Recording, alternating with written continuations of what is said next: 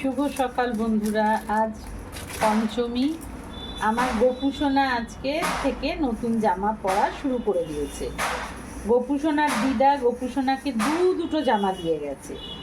আমি গোপুসোনাকে এই দিদার দেওয়া জামা পঞ্চমীর দিনই পরাতে শুরু করে দিলাম। কেন, গোপুর তো অনেকগুলো জামা হয়েছে, তাই গোপুকে আজ থেকেই আমি জামা পরাতে শুরু করে দিলাম। দেখো বন্ধুরা, কি সুন্দর জামাটা গোপুর হয়েছে। গোপুর দিদা দিয়েছে তো গোপুকে।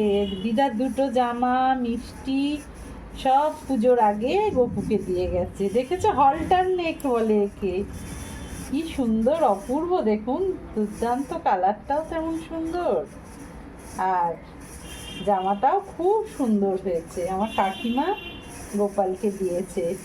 কাকিমা পুজোর অনেক আগে এসে আমার ছেলেকে দিয়েছে, আমাদের দিয়েছে, আর আমার গপুকেও দিয়ে গেছে।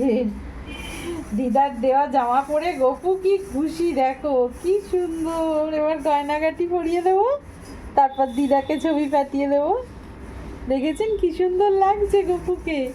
এইবার গপুর বালা, এই যে গপুর বালা, এই যে গপুর বালা। সব রূপোর বালাগুলো না আমি সোনার জল করিয়ে নিয়েছি, ভীষণ কালো হয়ে যায় জানেন।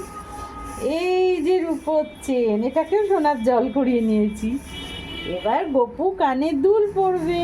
দেখুন দুলের পাথরগুলোর কি সুন্দর রং। একটু তো সাজুগুজু পুজোর সময় করতেই হবে। এই যে গপুর দুল। এবার গপুর সাজ কমপ্লিট। এবার গপুকে নিয়ে আমি বসিয়ে দেব সিংহাসনে, আর বাঁশিটা হাতে দিয়ে দেব। মুকুটও আছে, কিন্তু প্রচণ্ড গরম, এখন মুকুটটা পরাবো না ভাবছি। দেখি কি করি। মুকুটটা তাহলে পরিয়েই দিই বন্ধুরা, ঠিকই বলেছেন, নাহলে সাজটা ইনকমপ্লিট হয়ে যাবে। গপুর মুকুট আছে কত সুন্দর।